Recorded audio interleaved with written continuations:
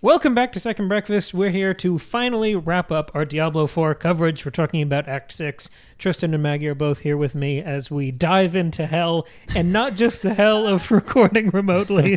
If you all could have been paid witness to the hell we just experienced. This episode's been going for half an hour. Oh my God. In a cruel bout of irony, we are in hell not only in this act of Diablo, but also in real life. Oh my God. Agony. In the bowels of the internet. So I guess long story short, this one was good, and it's I'm glad that it's over, and we have a fun recap. We're going to talk about what worked and what didn't, and then we have a little segment at the end where we're going to try to improve the game and workshop ideas for the future. Maggie, would you like to lead us through a recap of what happened in this final act? I would absolutely love to do that, especially because we played this final act in one go, which we don't normally do, and so it is a big blur to me. But luckily, my assistant, Cameron, has prepared a recap for me that I will read now to you, the audience. Okay, so this is Diablo 4, Act 6, and it's called Dance of the Makers. So what, like quilters? Like, what are they? Interesting. Okay, whatever. So The makers of the world. that's more interesting. Just think of like makers and blogs. Okay, whatever. So Yeah, homemaker. I'm on girl internet. You guys are on boy internet. It's different over there. Okay. Actually, the entirety of Act 6 is just a Hobby Lobby trip between Inarius and Lilith. Real ones go to Joanne. Okay. Screaming in the parking lot. Okay. So we regroup with our fellowship, our fellas in Tar-Sarak. Neyrel leads us to Caldeum. Remember Caldeum from Diablo 3? Because Yes, I do. We go there, and Lilith's nearby Hellgate is there, and we meet up with our fellowship. We rendezvous with Inarius, who is the big angel guy, the one who was with Lilith and created Sanctuary. We met up with him, who takes the maker. the maker, who takes the soul stone and shoots down our little plan. He wants to lead Prava, who's like this religious lady. He wants to lead her and the Knights Penitent to fight Lilith in hell. Okay, she's the leader of the Knights Penitent. Yes, thank you so much. The leader of the Knights Penitent. I wasn't sure, and I didn't want to say the wrong thing. Okay, We heard the panic. Okay, so we travel with her, and we go through this demon-infested Caldeum, and then we have a boss fight with Uznu the Annihilator, who is a charming slug blob with a big, toothy stomach mouth. So fun. Everyone but our fellowship passes through the Hellgate, and then it breaks behind them, and we look for another route. And then we have another boss fight with Duriel, the Lord of Pain, who is a maggot with poison. And Cam writes, ick. Okay. Coincidentally, Andariel's brother. Oh, I didn't know that. That's pretty cool. Okay. The first lesser evil that we fought a few acts ago we thought was stupid. This is her brother. Doesn't make much sense because he's not humanoid at all and is a big slug boy, but, well, here we are. Slug boy, we could all... Slug boy season. Okay, any slug boy. Okay, slug boy summer. We then regroup at the Imperial Library. Cam wrote library. I just want y'all to know. Did I? Yep. Oh, no. And we continue on to the Cathedral of Hatred. We then run through some bodies in hell and find Prava. Been praying there for years. We find Prava, who is clinging to life after Inarius' siege on Lilith's forces. We find out that she had the Soul Stone on her the whole time, and she still isn't convinced of our plan to trap Lilith inside of it. So then we have a boss fight with Ninsa, who is the Blight of Hatred. And in this one, Donan helps us out. He's got this purple bubble shield. It's really cool. And then we have another boss fight with Karum, Hound of Hatred. And then Ninsa comes back and heckles and keeps things tricky. And then our allies help us again, and it's very fun. We have another boss fight with Ashaba, the Pestilent, and we zoom out, and she's like this huge spiky Cloverfield thing on all fours. Oh, that's right, we like zoomed way out. The camera zooms out. It was very cool. She was fun. And then there's Blood Petals, and so we learn things. Inarius had tried to kill Lilith, and then he impales her. He is ashamed of in the Hobby Lobby parking lot. In the Hobby Lobby parking lot. Honestly, the Hobby Lobby near us, that could happen. She said, only small pots and vases were 40% off. Buy a fucking mirror. Okay. Squinting at the receipt. Inarius is ashamed of creating Sanctuary with her, and he thinks that heaven will welcome him back if he kills her. She rips... Are these Werther's originals?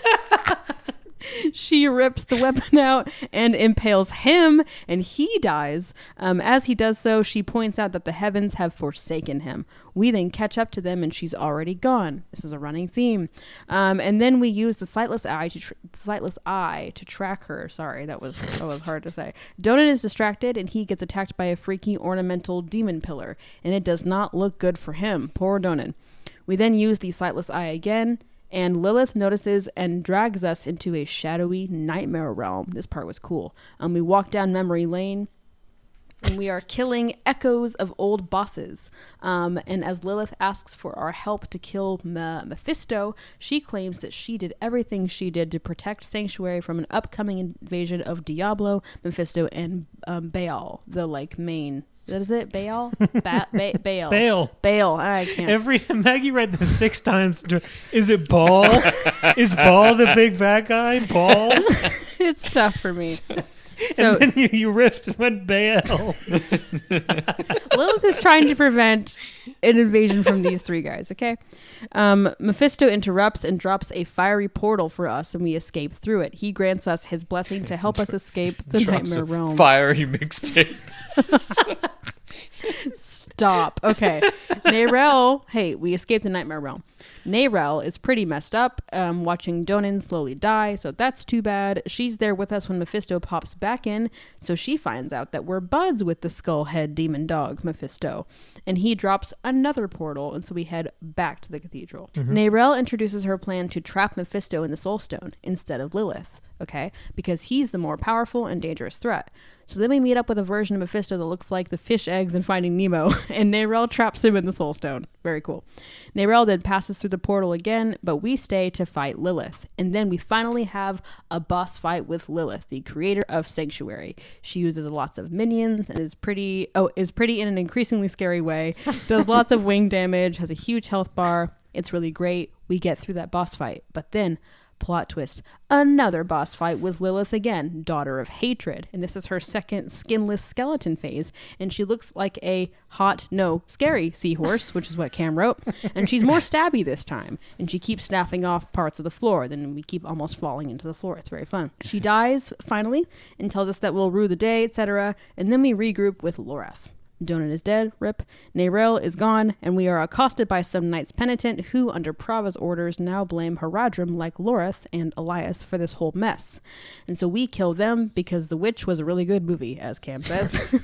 Lorath then buries Donan in Ska's Glen, and so we search for Nerel because she went off to find Mephisto.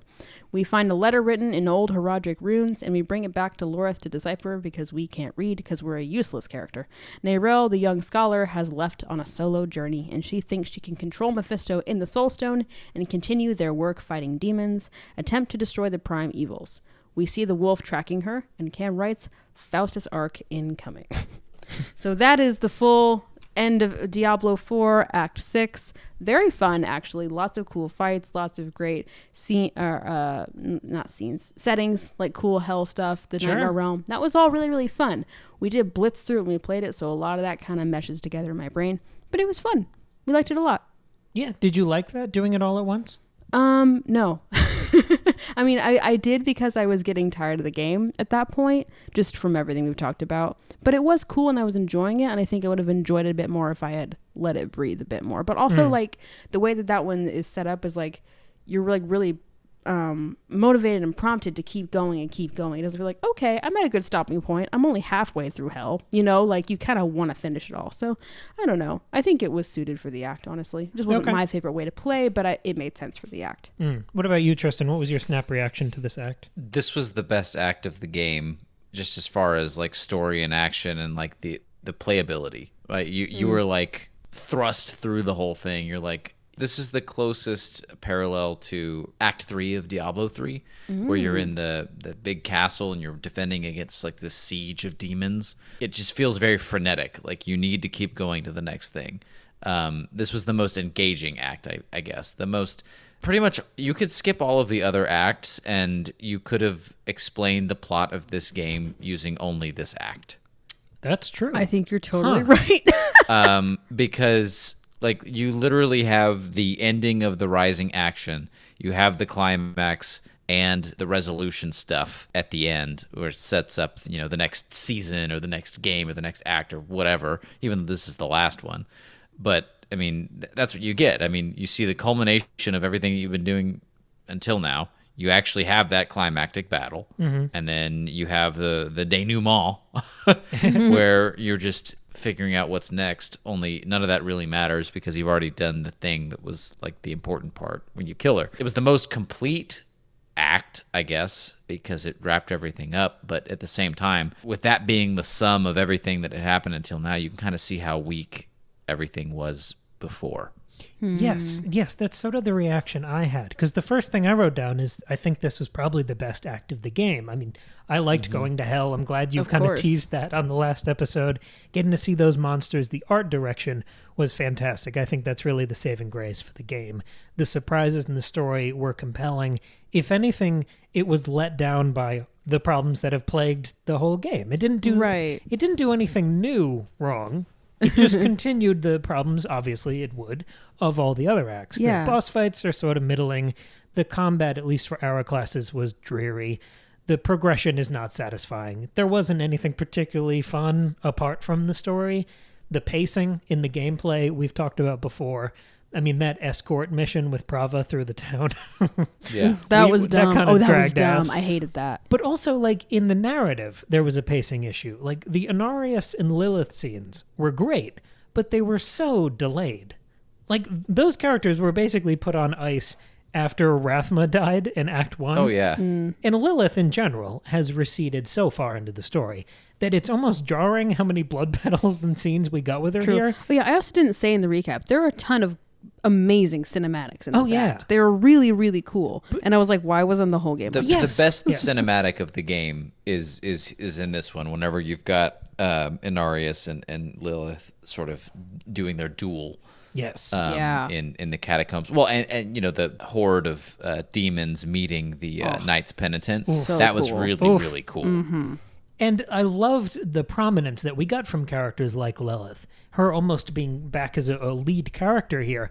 It was nice, but a little unearned. And I want to spend a minute on pacing because I think that's the biggest sort of failing of the game now that we're wrapping it up. Imagine if this act, and I love what you said, Tristan, about this being the only act you need. Imagine if this was Act 3, like sitting right at the middle of the game, and you just had the original 2 acts, because that would mean these events, you would have everything you need, because Act 1, you get the Neyril intro. Act 2, you get the Donan intro.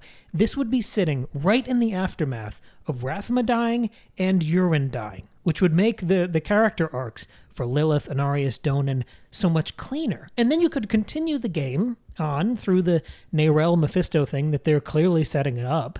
And all the desert swamp shit we did in the middle, you could have that as little side quests or quest chains. You're exactly right. And you know what it feels like? When you combine that theory with the fact that there were next to no real cinematics between acts, honestly, 2 through 5, what it feels like is they had a full story plotted out, and then they decided to only give us a little bit of it in the quote-unquote full version of the game, the out-of-the-box version of the game.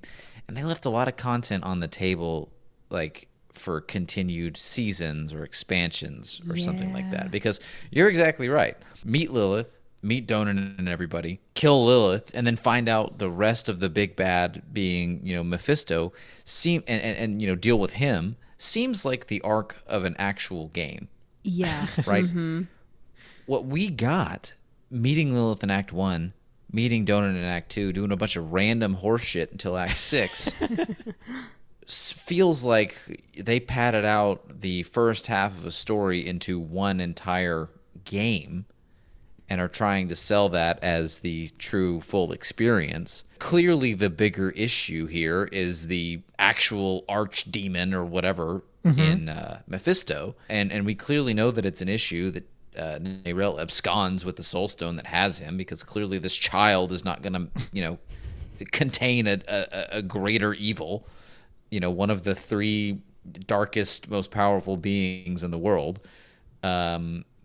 So that is the more interesting thing that happens next. What we got with fighting Andariel, for God knows why, in the middle of the game, like it would have made sense for Lilith to be the Andariel level villain, because she really was. Mm-hmm.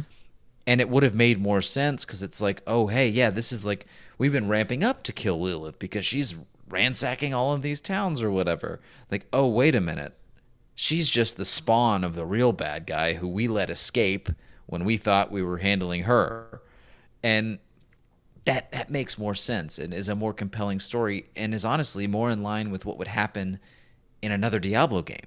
Yes. This is the first act that really felt like a Diablo act to me. And again, maybe it's unfair because my first exposure was Diablo 3 and the whole thing there was super epic.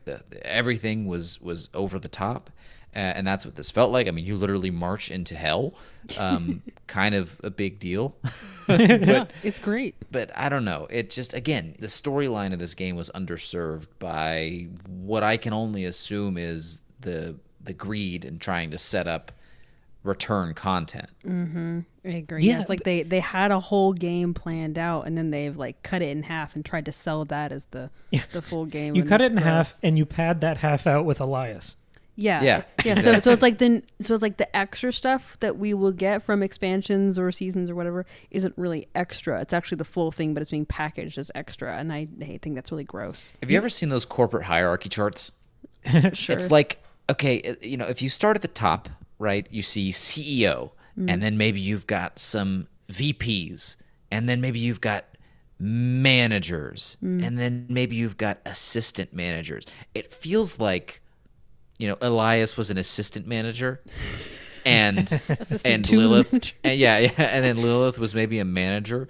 It feels like the whole game we were fighting out these problems amongst people who were just essentially peons. Right. And now I know that Lilith is like the mother or creator of Sanctuary, and that in and of itself is like really cool. Like that's an interesting thing to go down. But number one, they never really played with that too much, other than people calling her mother, occasionally, and people, meaning Elias. It just feels like we were playing with the grunts the entire time, and the real issue was sitting there, guiding us along like a puppet master the entire time. And we as the player could see that, but it was sort of disrespected by the developers because they're like, they'll just deal with Lilith and not worry about Mephisto. Yeah. So it's like this act wasn't a bad act. It just didn't.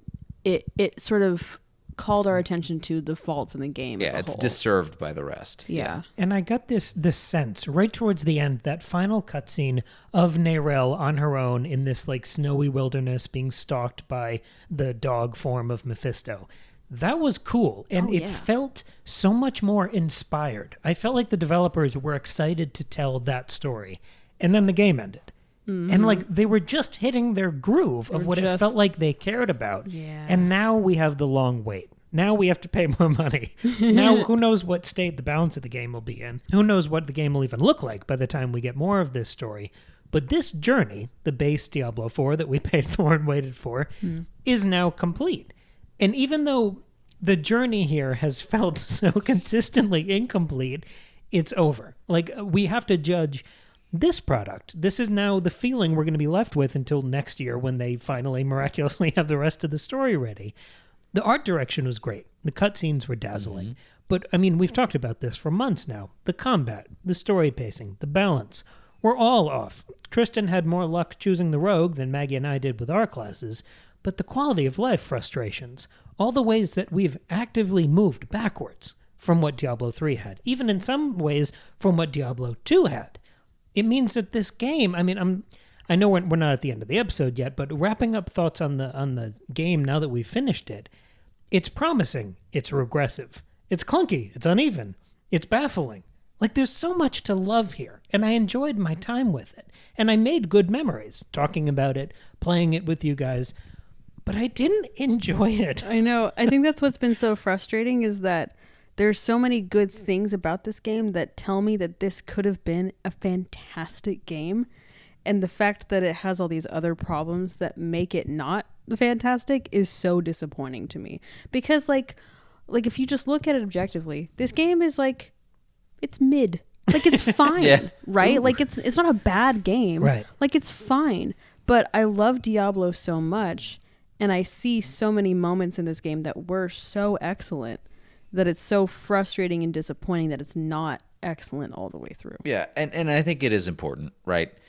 There is some praise to be given to Diablo 4, right? Like one of the things being everything pretty much works. Like I never really ran into a crazy glitch or anything that totally ruined the gameplay. And you know, if there were any glitches, certainly they weren't big enough to mar my experience. Right? Everything worked as intended.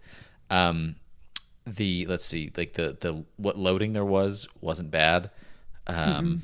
You know, technically sound, right? Everything, because I know we've been talking about story and you know, gameplay and all that stuff, but like as far as execution and how well everything functioned, they hit that on the head. The main point I'm trying to make, though, is that it can be as technically sound as it wants, but these core gameplay and story aspects, I think, will necessarily prevent it from winning any sort of Game of the Year nomination. Totally. Yeah. Yeah, I think apart from like, I remember early access weekend, loading times were nuts.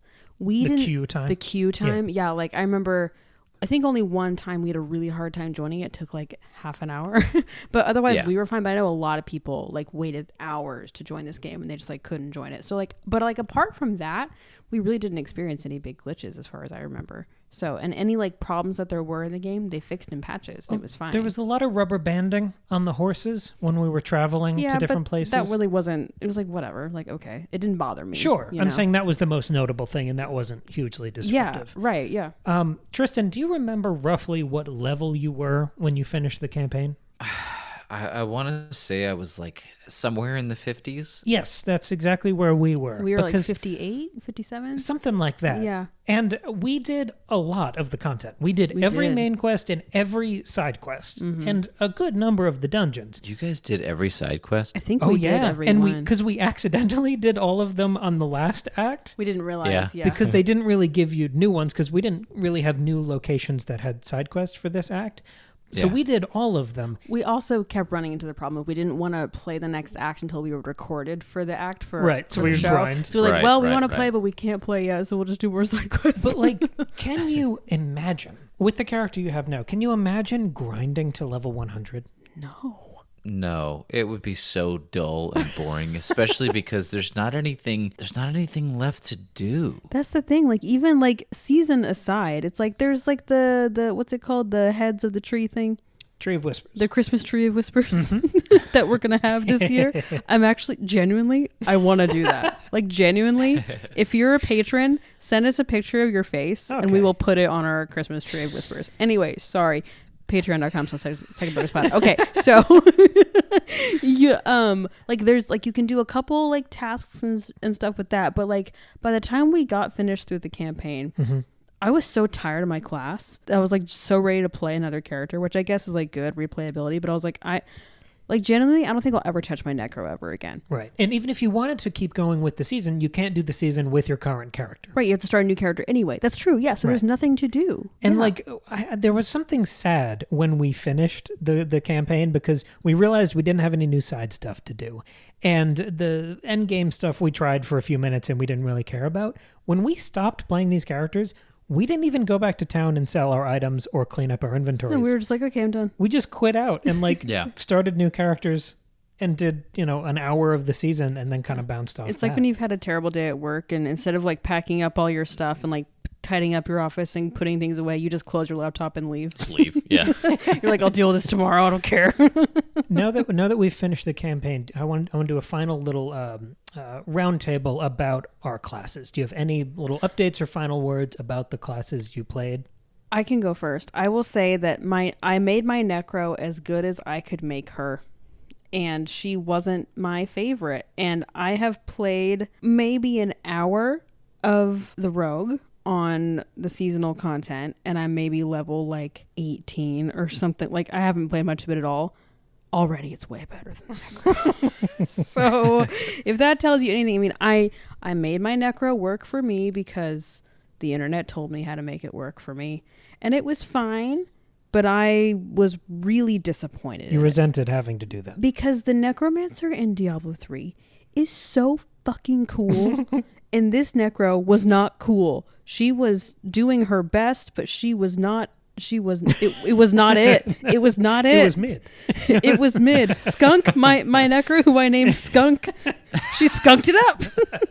For reference, if you recall, Cam's barbarian was named Hank. Yes. We wanted to name mine Skank because rhyming, but I guess that's offensive. I mean, yeah. It's to skunks. It's kind of rude. So it wouldn't let us name her Skank, so her name is Skunk. Much better. Much more feminist. Much more feminist. Stinky. Women empowerment. Anyway, so Necro, not my fave. All right. That's my feedback. Tristan, the rogue? Yeah, no, I feel like I picked the best possible class. You absolutely did. And, with the possible exception of Sorcerer, but even then, the survivability and the mobility of the Sorcerer is so much worse than the Rogues that I can't imagine. If I already picked the best character and I already had the most frenetic battle experience and the most engaging mechanically, what do I have to gain from playing another one that is just going to give me some weird amount of frustration? You could play it, but a girl. Oh, it already was a girl. Oh, play it. Do boy rogue. Well, no, because what's cool about the rogue is you can do ranged or melee, right? So you could have. You could try it again, but doing it at just a different type of build. That's a great point, Maggie. Thank you. Yeah. That's I'm trying here. Did Cam write that one down for you too? The barbarian did not improve. It stagnated. It's fine. It's just at this point, it is what it is. I just had to generate fury. It was basic. It was repetitive. It was really boring. Cooldowns were tough for you too. It was not fun at all. The sorcerer was better, but boring. I have a solo episode going up next week. This time, I did a little. I played through the whole season with my druid. I made a druid, and I have my thoughts on that class and the season in a little solo episode. Just because I didn't want to torture you guys with the amount of time it takes to go through the season. Oh God, it's a mixed bag. Shockingly, I don't know. I mean, this is sort of where we're leaving it. This is sort of where we leave the discussion until maybe the second season, which is the vampire one, starting mid to late October. I'm not gonna lie. I'm gonna play that. Yeah, that's the thing. I think we can end this with hope. I really like Diablo, and I want it to be good. Yep. So I'm gonna keep trying whenever they have new stuff. Yeah. So maybe we'll come back with that one. I have the solo episode on season 1. Of course, if there's an expansion, I'm sure we'll go back and get it. I'm sure. But I'll be playing Baldur's Gate 3. Which I'm sure is easier to love, isn't it? Yes, so much. I mean, that game blows me away. Yeah. No, listener, we did try out Baldur's Gate 3 with Tristan when we went to see him a few weeks ago, and it was so much fun. We haven't bought it yet, but we're probably about to. If you want us to do content on that, I think I'm either gonna play it a little bit and then never touch it again, or it's gonna become my whole personality. Maggie's gonna no life Baldur's Gate. I'm gonna. So it might just be. That might be who I become. So if that's the case, we will do lots of content on it, and you all will get to be along for that ride.